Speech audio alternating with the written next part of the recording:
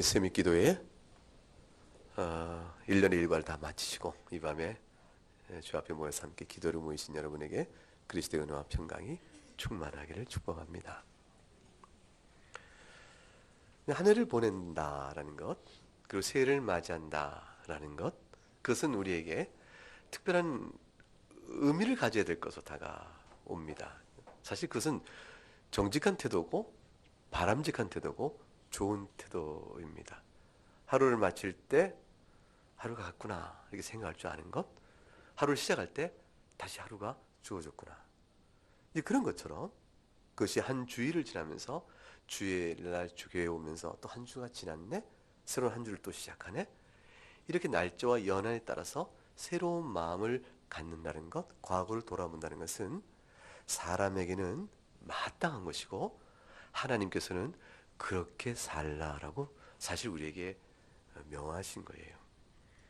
그러니까 어제와 오늘이 뭐가 다를고 사람이 정한 날짜일 뿐, 2016년 첫날이나 2015년 마지막 날이나 우리가 정한 날일 뿐이지 그게 무슨 의미가 있겠는가라고 생각하며 나는 오늘 난 뭐 똑같아, 내일도 똑같고 이렇게 생각하는 것은 대범하고 훌륭해 보이지만 사실은 굉장히 미련한 인생이요, 하나님께 만드신 인생의 창조의 원리에 사실은 지혜롭지 못한 태도입니다.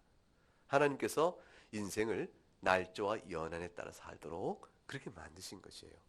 하루가 저녁이 되고 아침이 되고 또 안식이 되어 주 앞에 나오게 하시고, 이렇게 하나님은 날짜와 연한에 따라 우리 인생들을 순환적으로 돌아가게 하셨어요.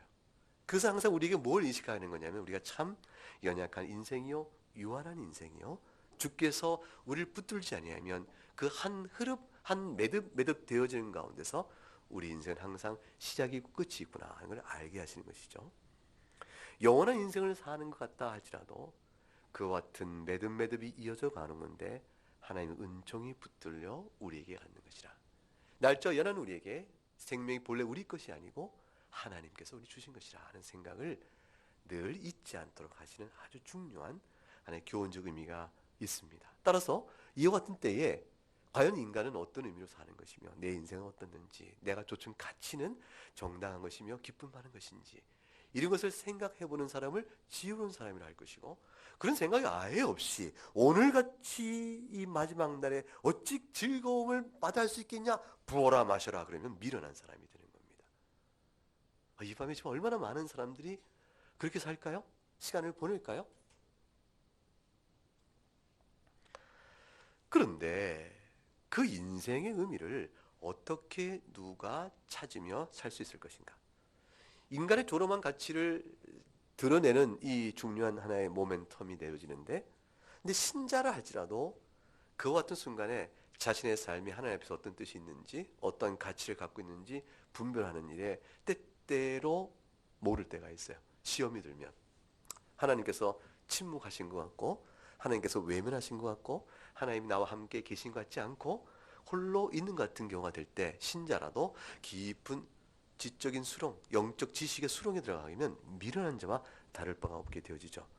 시험이 든 한 사람이 있었다는 거 아시죠? 시편 73편에 하나님을 경건히 믿었으나 돌아온 것은 인생의 낙이라고 할 만한 좋은 것들 손에 못 쥔 것이에요.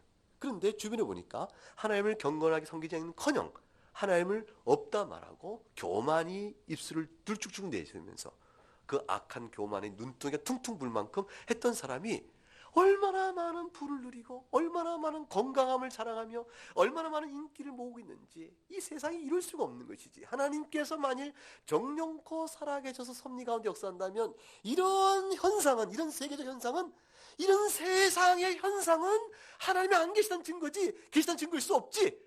이런 도전 앞에서 믿는 사람도 크게 시험이 되는 것이죠. 여러분 인생이 2015년 동안에 여러분과 함께 하나님이 함께 하시고 생 속에 선한 사랑을 좋게 붙드셨다라고 생각할 만한 증거들을 한번 내놔볼까요? 세상 사람들이 하나님을 모르는 사람도 그런 거라면 하나님께 여러분과 함께 틀림없어요, 인정할 만해요, 이렇게 한 증거를 내놓을 수도 있지만 어떤 것들은 그렇지 않은 것들을 내놔야 될 때가 있어요. 세상이 볼 때는 무슨 그런 일을 내놓을 것 같으면 그런 신을 왜 믿어? 신을 믿는 것은 부귀 영화 장수 누리고자 믿는 것이지 뭐 그럴 만한 일도 우리 가운데는 하나님의 사랑을 경험하는 하나의 내용으로 내놓을 수도 있는데, 시험이 들면 거기서 하나님 못 보는 것이죠. 자기가 살아온 삶의 가치와 의미를 하나님 앞에서 확인할 수가 없는 것이죠. 그래서 하나님은 이스라엘 경건한 자를 돌아보지 않는 것 아닌가? 라고 하나님께 도전적인 저항적인 질문을 던졌을 때 뒤늦게야 깨닫고 한 말이 뭐냐면, 시편 73편 22절에 내가 이같이 우매무지함으로 짐승과 같나이다 그랬어요. 신자라 할지라도 하나님 뜻을 분별치 못하고 하나님의 교훈에 거슬리는 완악한 심령으로 하나님 앞에 저항을 했을 때 은혜를 받으면 그것이 얼마나 이성 없는 짐승과 같은가를 아는 것이. 그래서 베드로전서에 보게 되면 세상에 믿지 않는, 하나님을 부인하는 모든 사람들을 꼭 그렇게 표현했어요. 저들은 이성 없는, 영혼 없는 짐승과 같아서 그렇게 얘기했어요. 하나님 뜻을 알고 하나님의 자녀로 살아간다는 것은 비로소 창조 때 하나님이 부여하신 온전한 하나님 형상의 틀을 회복하고 살아가는 의미예요. 그것을 가리켜서 이성이 있고 지혜롭고 그렇다. 그럼 그 반대는 뭐죠? 우매하고 무지하고 미련하다. 라고 말하는 것입니다. 그러니 신자라 할지라도 하나님의 지식에 충만치 못하면 영적 사리를 분별하지 못해 육체의 연약함 때문에 미련한 우미무지한 짐승 같은 불만과 으르렁 거리는 소리로 거품 물듯이 우리가 그렇게 그런 모습이 나타나거늘, 하물며 하나님을 모르는 사람들이 어떻게 인생의 의미를 찾아요? 하나님을 모르는 사람들이 인생의 의미와 가치를 도대체 무엇을 부여하고 살겠어요? 인간은 하나님 앞에서 믿음 안에 오지 않으면 절대로 못 찾습니다. 왜냐하면 죄 중에 있고 어둠 속에 있기 때문에 그렇습니다. 여러분, 죄가 최초에 범한 죄가 뭐였어요? 선악을 알게 하는 나무의 과실을 따먹지 말라 했어요. 그걸 따먹었죠. 따먹는 행동의 의미가 뭘까요? 하나님 먹지 말라 하시는데 그걸 따먹었어요. 그 말은 뭐예요? 마땅히 해야 할 바와 하지 못할 바에 대한 궁극적인 판단의 권위와 기준을 누가 결정하겠다? 내가 하겠다. 그러니까 인식으로부터 하나님의 독립이요, 삶의 주장권에 대한 하나님부터 독립을 선언하는 것이 바로 그것이에요. 그것을 갖기 위해서 자신이 옳담을 증명하려니까 하나님은 나쁜 분이요, 하나님은 거짓말하는 분이요, 하나님은 우리를 사랑하지 않는 분이요 라는 특성을 하나님께 막 부여할 만한 구실들을 찾아내서 하나님을 나쁜 분으로 몰아세우고 따로 자기 정당화의 작업을 갖춰서 자기 정당의 작업이 이루어진 그 순간 독립성을 선언하는 것이죠. 그것이 죄입니다. 모든 인간들이 살아가는 삶의 제반적 성격은 다 그 원리에 따라 해석이 되어질 수 있어요. 그러니까 하나님을 내버린 자가 어떻게 자기 인생의 의미를 찾아요? 무엇으로 자기의 의미를 결정적으로 올바르게 가치를 구현할 수 있을까요? 전도서는 누가 썼죠? 솔로몬이 썼습니다. 솔로몬은 여러분보다 지혜가 더 있다고 생각하시죠? 솔로몬은 성경에 보니까 열왕기상 4장 29절에 하나님이 지혜와 총명을 부어주셨는데 글쎄 그것을 비교하기를 바닷가의 모래보다 많고 주셨다고 되어 있어요. 그래서 솔로몬의 지혜가 동방에 있는 모든 사람의 지혜 합친 것보다 많고 애굽에 있는 모든 사람의 지혜보다 더 크다고 그랬어요. 그러니까 솔로몬은 아마 인류 역사상 가장 지혜로운 사람일 거예요. 그 사람이 타락을 해요. 그래서 열왕기상 11장 9절 가게 되면 솔로몬이 마음을 돌이켜 여호와를 떠납니다. 하나님께서 그를 진노하시죠. 하나님께서 그에게 2번씩이나 나타나서 이 일을 그만두라, 다른 신을 섬기지 말라고 명령했으나 그러나 여호와의 명령을 지키지 않습니다. 솔로몬은 자기가 가졌던 출중한 지혜로 하나님 앞에서 자기의 행동을 정당화하며 이유를 내세우며 불신앙의 나락으로 빠져가는 것이었어요. 자, 이때쯤 되어지면 과연 믿지 않는 사람, 다시 말하면 솔로몬이 하나님을 등진 것처럼 하나님을 등진 사람 중에서 가장 지혜로운 사람, 솔로몬 같은 사람을 등장했을 때 그 사람이 과연 인생의 의미와 가치를 찾아낼 수 있겠는가? 그렇게 생각해 보게 되면 우리는 믿지 않는 사람이, 하나님을 모르는 사람이 정말로 삶의 의미를 알 수 있을까? 라는 질문에 대한 좋은 답을 얻을 수가 있게 되겠죠. 따라서 그 질문의 답을 결국 어디서 찾아요? 솔로몬이 전도서를 써놓은 거예요. 이 전도서를 잘 읽으면 믿지 않는 사람이, 즉 신앙을 떠난다고 했을 때 과연 그 인생 의미가 나올까? 이 질문을 생각해 볼 수 있어요. 그런데 솔로몬은 물론 하나님을 믿는 사람이기 때문에 불신앙 가운데 있지만, 그런다 할지라도 결국은 타락한 인간의 최고의 지혜를 통해 묻고 답하는 문답의 과정 속에서 결국 하나님의 사람으로서의 저변에 깔려있는 신앙이 교차적으로 드러나게 되면서 결국 인생의 마땅한 가치와 뜻은 어떻게 구할 것인가를 전도서 마지막에 가서 결론을 우리에게 제시해주게 되어집니다. 그러니까 솔로몬의 타락은 우리에게 있어서는 굉장히 큰 계시적인 측면에서 얼마나 큰 유익을 주는지 모릅니다. 여러분 생각에 솔로몬은 구원을 받았을까요? 받지 못했을까요? 솔로몬인데 설마 구원을 못 받았을까? 근데 솔로몬의 나중에 타락상을 생각해서 얼마큼 끔찍한 타락을 하는가? 온 이스라엘을 우상 숭배로 쪄들어버리고 정략 결혼하고 그러면서 자기 왕궁에 애초에 득실득실 가나안의 우상 숭배들을 간뜩 도입시켰던 장본인 솔로몬이 과연 구원을 받았을까? 인간의 연약성과 죄성을 보게 되면 아무도 구원을 못 받죠. 솔로몬에게 미쳐진 하나님의 긍휼을 바라보면 솔로몬이 전도서를 끝까지 썼을 때의 마지막 고백 속에서 나타났던 그의 눈물은 그가 하나님의 사람이었을 것이라는 그 믿음을 주는 대목들이 나타납니다. 저 개인적으로는 누가 사람이 누구의 구원을 장담하겠어요? 근데 솔로몬의 경우는 워낙 타락했으니까. 근데 저는 여러분들의 구원을 확신하게 믿어요. 여러분 그렇게 솔로몬처럼 타락을 안 했으니까. 근데 여러분이 솔로몬처럼 타락해버려갖고 맨날 집에 갔더니 여러분 친방에서 집에 갔더니 부적 붙여놓고 여기다 뭐 이랬다면 제가 도대체 무슨 짓이냐고 다 뜯어버리겠죠. 그런데 가는 거 또 붙여놓고 이러면 제가 여러분 영혼을 근심하지 않을 수가 없는데. 그래서 오늘 본문을 통해 보게 되면 솔로몬을 통해서 입술을 통해서 타락한 지혜론자의 음성을 들어봅니다. 자, 2절을 가봅니다. 이렇게 얘기합니다. 2절 읽어보죠. 전도자가 이르되 헛되고 헛되며 헛되고 헛되니 모든 것이 헛되도다. 이 헛되다는 말의 의미는 뭐죠? 입김이에요. 입김. 숨을 한번 내셨다 하는 것이죠. 숨을 한번 내셨을 때의 그 입김 같다 인생이.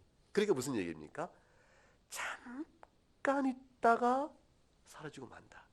그 인생의 덧없이 짧음을 의미하고 그 다음에 더 마음에 다가오는 건 뭐냐면 그나마 입김은 눈에 보일 때조차 있는 것 같아요, 없는 것 같아요. 존재가 이 살덩어리나 이런 것이 아니잖아요. 입김은 하니까 그나마 있는 것도 잠깐 있는데 있다고 느낄 때조차 그냥 지나가는 것 말이에요. 잡힐 것도 없는 것들이에요. 인생은 내가 그나마 있는 동안에도 존재가 있는 듯 없는 듯한 그런 존재에 불과하다. 그런 인생이 무슨 의미가 있겠어? 헛되지? 아니야, 인생이 그래도 헛되지 않아. 나는 내가 의미를 부여할 거야. 난 나름대로 내 인생에 이런 의미가 있다고 말하고 생각해. 그 허물을 이겨보려고 스스로 인생이란 말이지 하고 가치와 의미를 제 아무리 주관적으로 부여한다고 객관적으로 훅 사라진 인생의 허무성을, 그 덧없음을 극복할 수 있을까요? 역설이 벌어지는 것이죠. 결국에는 덧없이 잠깐 있다가 죽음에 훅 삼켜버릴 수밖에 없는 있으나 있을 때도 있는 것이 아닌 그러한 헛된 인생임에도 불구하고 그 사실을 인정하기는커녕 오히려 그래도 불구하고 스스로 마음에 그래도 인생은 의미가 있어 라고 자기 나름대로 가치를 부여하는 것 자체가 하나님께서 인생을 깨닫게 하시는 분명히 보이는 뜻을 거슬리는 죄된 성정의 반영이에요. 험하다 했으므로 험한 줄 알고, 헛되다 했으므로 헛된 줄 알아야 살 길이 생길 텐데, 헛되다 한 인생 속에서 아니에요, 인생 의미가 있어요, 내가 의미를 부여해 라고 버티면 그 인생이 헛됨과 허물을 정말로 극복할 수 있냐 그 말이에요. 못합니다. 하나님이 보여주는 인생이 그렇다면 그런 줄 알아야 살 길이 생기는 것이죠. 그러니까 안 믿는 사람들이, 믿는 사람이 전도서 보고 인생은 헛되다 했더니 지들은 그렇다고 하지만 우리는 괜찮아, 오늘도 모여 우리가 인생의 의미를 노래하세, 이래 우리끼리 잔 마주치고 손뼉 마주치고 서로 격려하며 인생의 의미 있다고 자랑하고 자부하고 서로 높인다 할지라도 인생의 의미가 있냐 그 말. 그건 저항이에요. 반영이에요. 그 자체가 타락의 현상을, 양상을 오히려 역설적으로 보여주는 것에 불과합니다. 그럼 도대체 왜 인생이 헛되다 가는 거예요? 더없이 짧은 것은 알겠는데 왜 인생이 헛되다 갈까? 열심히 살면 되는 거 아닐까? 나름대로 열심히 살면? 3절 보니까 이렇게 설명이 나와요. 3절 읽어볼까요? 해 아래서 수고하는 모든 수고가 사람에게 무엇이 유익한가? 열심히 산다고? 열심히 사는 것을 두 글자로 뭐라 그래요? 수고. 그래, 수고해라. 모여라. 열심히 살자. 성실하자.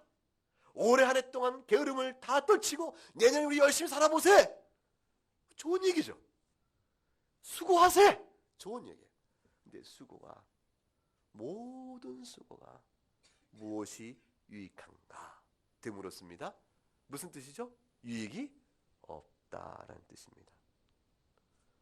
도대체 왜 그럴까?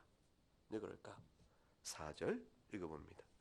한 세대는 가고 한 세대는 오되 땅은 영원히 있도다. 수고해도 인생의 덧없이 짧음은 어떻게 하겠냐. 한 가지 얘기합니다. 인생의 끝이 명료한, 근데 그것은 분명 인간이 돌아보더라도 정말로 짧은 인생. 500년 살자는데 웬 말이냐. 아세요? 그 무슨 아리랑? 한 500년? 아리랑이 아니라 한 500년인가요? 그 노래 참 슬퍼요. 저는 한 번씩 불러봐요. 한번 구성지게 한번 불러보는데, 내 마음에 담고 있는 정서를 다 담아놓고 노래 실력이 없어서 다 담아내질 못해요. 근데 정말 한마늘 하고 이렇게 불러질 때의 그 외침 속에는 전도서가 팍팍 떠오르고 다니는 그런 거죠. 고려말 조선 초에 야은길제라는 사람이 회고가를 쓴 시조가 이런 게 있죠. 여러분 학교 다닐 때 배웠는지 몰라요. 옛날엔 배웠을 거예요. 요즘 학교도 있는지 모르겠습니다. 500년 도읍지를 필마로 돌아드니 산천은 의구하되 인걸은 간대없네. 아즈보 태평연월이 꿈이런가 하노라. 꿈이런가 하노라. 아는 거죠. 야은길제가 하나님을 모르지만 아는 겁니다. 자 보세요. 중요한 내용입니다. 그때에 1300년대죠. 그러면 지금부터 몇 년 차이예요? 700년 전에 그 사람이 느낀 거나 모세는 BC 1014세기, 15세기. 그러니까 지금으로부터 따지면 2000년 더하기 1500년, 3500년 전 사람이죠. 모세는 3500년 전 사람인데 모세나 길제나 여러분과 같은 우리나 똑같은 얘기를 하는 거예요. 시편 90편 9절에 우리의 모든 날이 주의 분노 중에 지나가며 우리의 평생이 일식간에 다였나이다. 인생은 1000년 세월, 2000년, 3000년, 4000 넘는 세월에 똑같은 실존적 경험 속에 갇혀 있어요. 시편 39편 5절에 주께서 나의 노를 손 넓이만큼 되게 하심에 나의 일생이 주의 앞에는 없는 것 같습니다. 사람마다 든든히 섰다고 할 때도 사실은 허사입니다. 여러분, 너무 비관적, 염세적인 고백인가요? 아니면 진정한 정확한 관찰인가요? 아니, 그래, 인생이 짧다고 하더라도 짧아도 굵게 살자. 그거 알죠, 여러분? 짧아도 굵게 살자. 그게 뭐예요? 짧게 살아도 의미가 있을 수 있다. 이렇게 얘기하자. 어떻게 너무 그런 결론을 내리냐? 도대체 무슨 근거요? 짧게 살아도 굵게 살면 의미가 있는 것이지. 전도서가 인생이 허망하다는 것은 단순히 인생이 짧다는 사실에만 있는 것이 아닙니다. 그 다음 이어진 건 뭐냐면 그나마 사는 인생이 어떤 거 들여다보자는 것이에요. 그나마 사는 인생이 어떠냐. 5절부터 7절을 볼까요? 5절부터 7절까지 읽어봅니다. 시작. 해는 떴다가 지며 그 떴던 곳으로 빨리 돌아가고 바람은 남으로 불다가 북으로 돌이키며 이리 돌며 저리 돌아 불던 곳으로 돌아가고 모든 강물은 다 바다로 흐르되 바다를 치우지 못하며 어느 곳으로 흐르든지 그리로 연하여 흐르니라. 여기 등장한 자연적 상태 세 가지. 첫째 뭐죠? 해. 그 다음 바람. 그 다음 강물입니다. 자, 그나마 인생이 덧없는 까닭을 설명하면서 이 논증을 해가는 거예요. 논증. 첫째 논증은 짧다. 두 번째 논증은 그나마 짧은 인생 내용을 들여다볼까? 그런 겁니다. 그 들여다보니까 인생의 경우는 만사일 가운데서 인생은 더없이 짧지만 그래도 제법 오래 가는 게 뭐예요? 산천은 의구하되 인간은 간대없네. 그러니까 인간은 짧아도 뭐는 오래 간다? 산천은 오래 간다. 그래? 자연을 한번 볼까? 그게죠. 자연은 오래 간다고 하니 그나마 자연은 의미가 있는 걸 살펴보자는 것이죠. 첫째 뭘 봤어요? 해. 해를 보니까 해는 계속 뜨고 모세 때도 해는 있었어요. 지금 우리도 있고 해는 어떻다고 됩니까? 떴다가 지며 떴던 것으로 빨리 돌아간다. 해가 부지런히 영원한 것처럼 계속 움직여도 결국은 규칙적인 반복에 불과하다. 그 다음 두 번째 바람? 규칙적인 반복에 불과하다 그러니까 에이 그렇죠. 바람은 어디로서 와서 어디로 가는지 모르는 것 아니냐.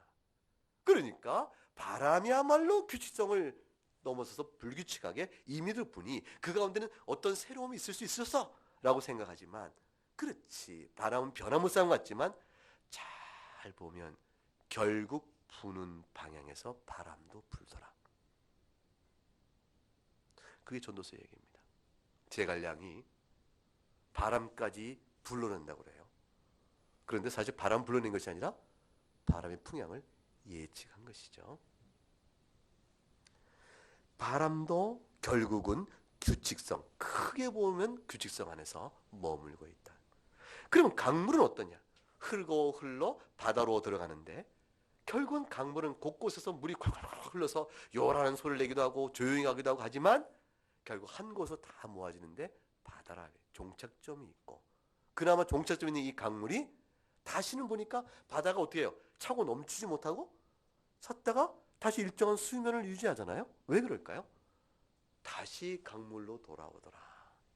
물의 순환계 안에서 다시 뭘 봅니까? 규칙성을 본다. 만물이 덧없는 인생은 말할 것도 없고 인생이 사는 이 만사 가운데서 가장 오래되며 가장 임의성이 있으며 가장 견고할 것 같은 이 자연도 가만히 들여다보면 결국에는 일정한 흐름 안에 갇혀있어 반복과 순환뿐이라. 그러니 이 세상에 결국 그런 관찰은 뭐냐면 새로운 것이 없다. 그것입니다. 하나도 새로운 것이 없다. 8절 볼까요? 읽어봅니다. 모든 만물이 피곤하다는 것을 사람이 말로 다 할 수는 없나니 눈으로 보아도 족함이 없고 귀는 들어도 가득 차지 아니함이라. 그러니 이 세상에 살아가는 모든 일을 다 사람이 들여다본다고 쳐보자. 말로 다 할 수도 없고 귀로 들어도 족함이 없고 아무래도 가득 차지 않지만 변화무쌍하여 인간의 이상사는 만사 일을 다 헤아릴 수 없지만 그러나 그 모든 일도 사실 앞서 말했던 해와 바람과 강물에서 보는 것처럼 이 비유예요. 해나 해를 보라, 강물을 보라, 그 다음에 바람을 보라 빛된 비유를 보는 것처럼 인생의 만물의 경험, 인생 만사의 경험이 인간은 너무나 복잡 다양해서 예측 못하고 변화무쌍해서 항상 새로운 게 있을 것 같지? 그러나 이 바람조차도 강물조차도 태양조차도 그렇지 않은 것처럼 구절 읽어볼까요? 시작. 이미 있던 것이 후에 다시 있겠고 이미 한 일을 후에 다시 할지라 해 아래는 새 것이 없다. 착각이라는 것이에요. 인간 만사가 그렇게 변화무쌍해서 예측 못할 것 같지만 사실은 인간 중에서 지혜롭다는 사람은 인간 세상의 흐름을 예측하는 것이에요. 개 중에 지혜 잘하는 사람은 세상 이치를 가르쳐요. 이럴 것이라 저럴 것이라 예상대로 되는 일이 맞으면 그 사람과 현자라 이렇게 얘기하고 모사라. 그래서 모사가 뭐겠어요? 왕이시여 이렇게 행하소서 적은 이렇게 올 것입니다. 아니 정말 그럴까? 예측된 수많은 경험사를 학습했기 때문에 그 안에서 헤아려내는 것이죠. 새 것이 없는 겁니다. 그러니 새 것이라고 주장하는 사람이 있긴 있어요. 10절 읽어볼까요? 시작. 무엇을 가리켜 이르기를 보라 이것이 새 것이 할 것이 있으랴 우리가 있기 오래전 세대도 이미 있었느니라.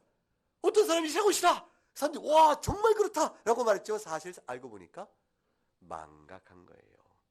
오래전 세대 이미 있었지만 11절 이전 세대 기억됨이 없으니 장래 세대도 그것에서 기억됨이 없으리라. 이전 것을 잊어버려서 새 것인 줄 알고 그렇게 해서 아는 것일 뿐 실제로는 새로운 것이 없다. 그러니 짧은 인생 들여다봐도 어제 것 지난 것 그거 거기에서 무슨 인생의 가치와 의미를 찾아낼 수 있겠는가. 다시 말하면 이미 과거의 숱한 역사 속에 묻혀왔던 어둠에 즉 죽음에 삼켜버렸던 험한 인생들의 행렬에서 벗어날 수 있는 새로운 것을 누가 제시하겠냐 그 말이에요.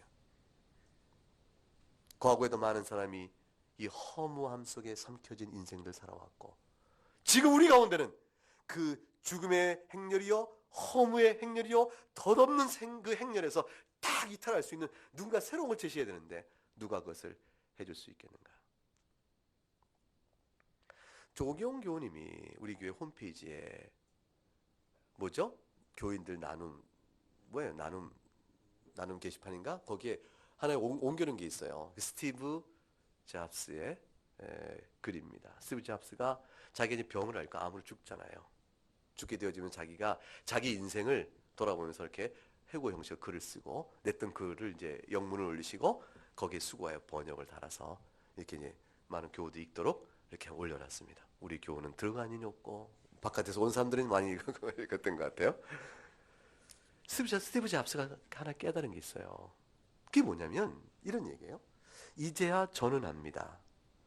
조기영역에 따르면 우리가 우리 삶을 살아낼 수 있는 정도의 재산을 모았다면 그저 굶지 않고 평범한 일상을 살아갈 만한 재산이 손에 졌다면 우리는 이제는 더 이상 돈, 부와 관련이 없는 다른 것을 추구해 살아야 한다는 것을 나는 이제서야 압니다.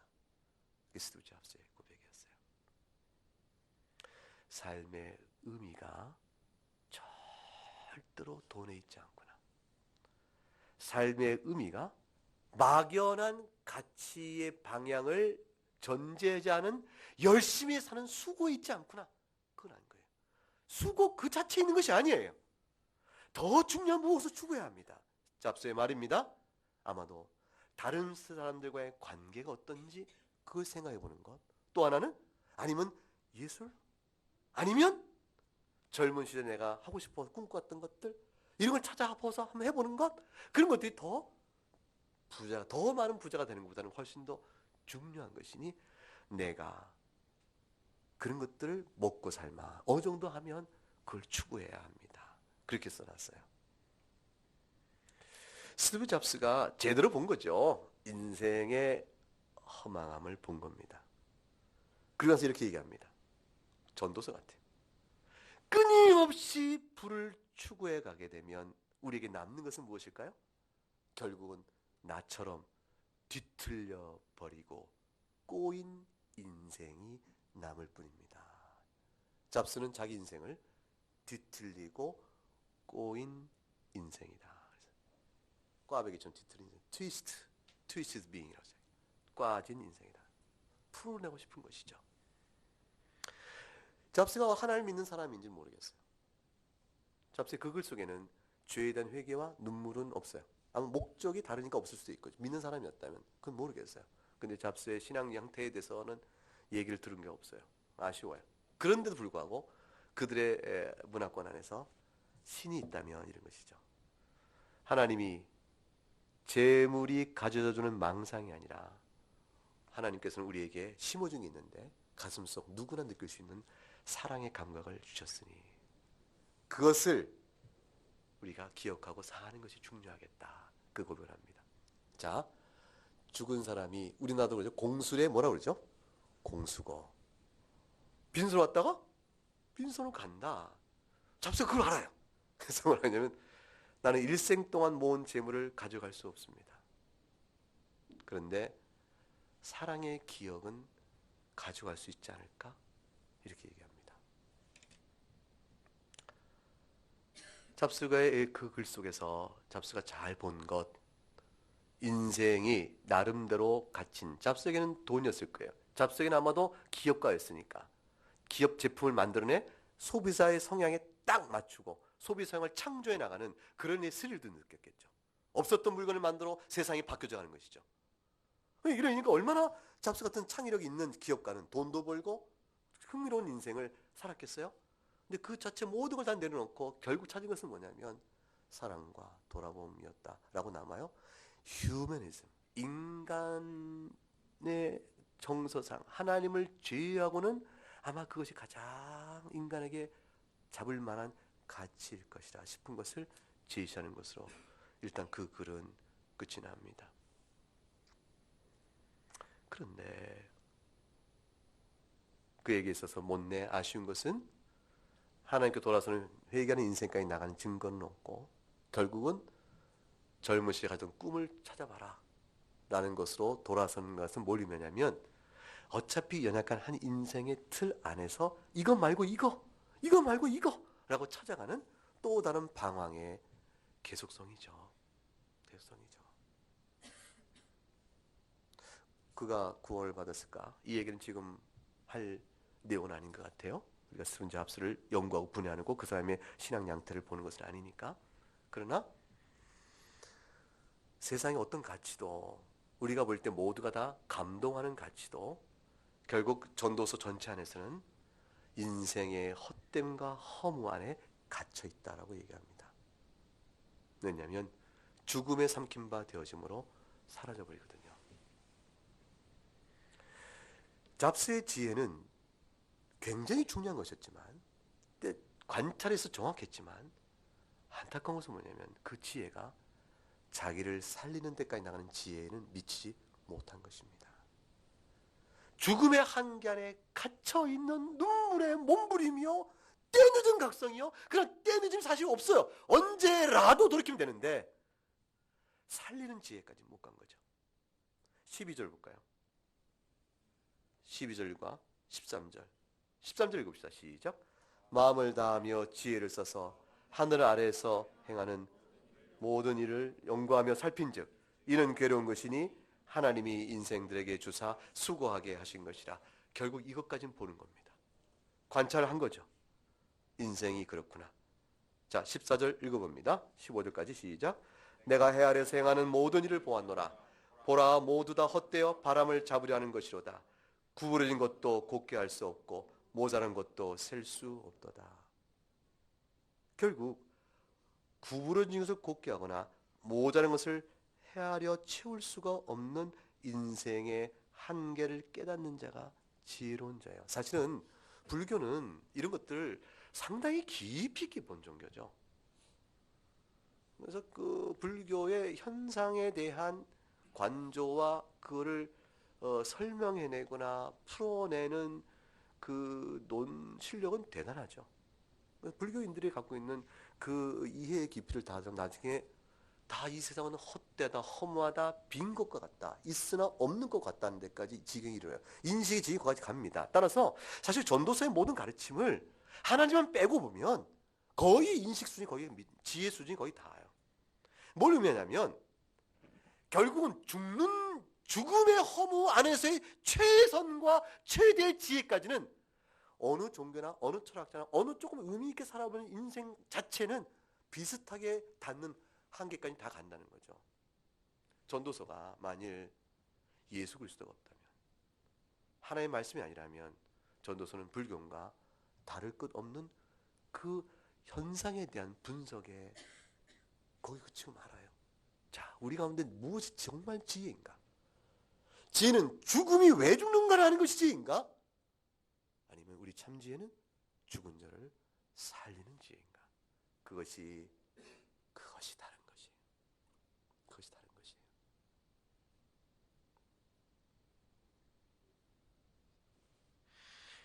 그래서 16절, 17절, 18절까지 다 읽어봅니다. 시작. 내가 내 마음속으로 말하여 이르기를 내가 크게 되고 지혜를 더 많이 얻었으므로 나보다 먼저 예루살렘에 있던 모든 사람들보다 낫다 하였나니 내 마음이 지혜와 지식을 많이 만나 보았음이로다.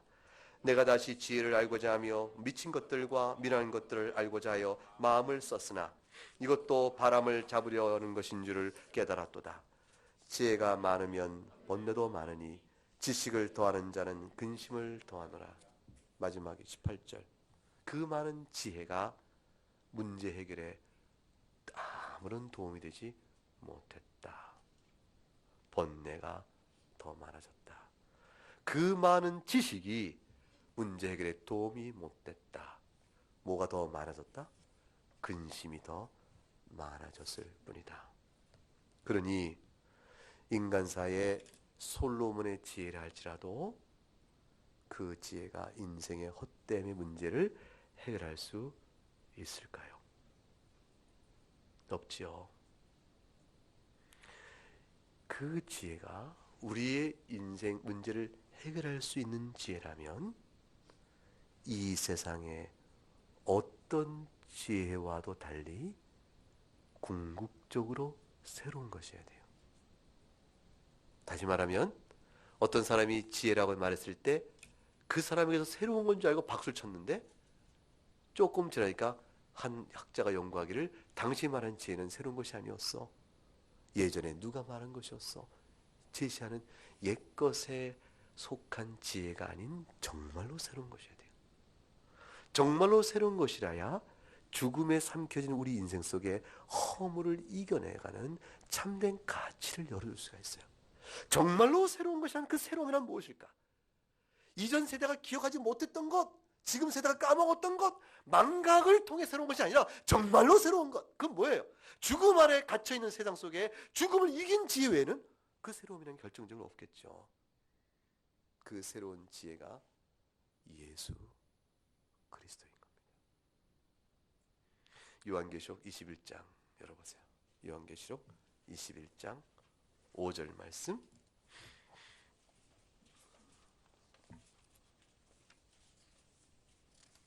요한계시록 21장 5절 말씀 읽어볼까요? 보좌에 앉으신 이가 이르시되 보라 내가 만물을 새롭게 하겠노라 하시고 또 이르시되 이 말은 신실하고 참되니 기록하라 하시고 내가 만물을 새롭게 하노라 하셨어요. 예수 그리스도의 말씀입니다. 이 말씀 한마디 속에 모든 인생에 헛되고 헛되한 모든 인생에 대한 최종적이며 다시는 돌이켜 반복될 수 없는 불가역적인 죽음의 세력을 단숨에 깨버리시는, 그래서 인생의 허물을 깨버리시는 참된 가치와 의미를 부여하시는 그리스도의 선언이 있는 것이에요. 보라 내가 만물을 새롭게 하였나. 21장 5절을 읽었는데 어떻게 새롭게 하셨다는 뜻일까? 무엇이 우리에게 주어진 약속일까? 21절부터 1절부터 4절까지를 읽어보겠습니다. 또 내가 새 하늘과 새 땅을 보니 처음 하늘과 처음 땅이 없어졌고 바다도 다시 있지 않더라.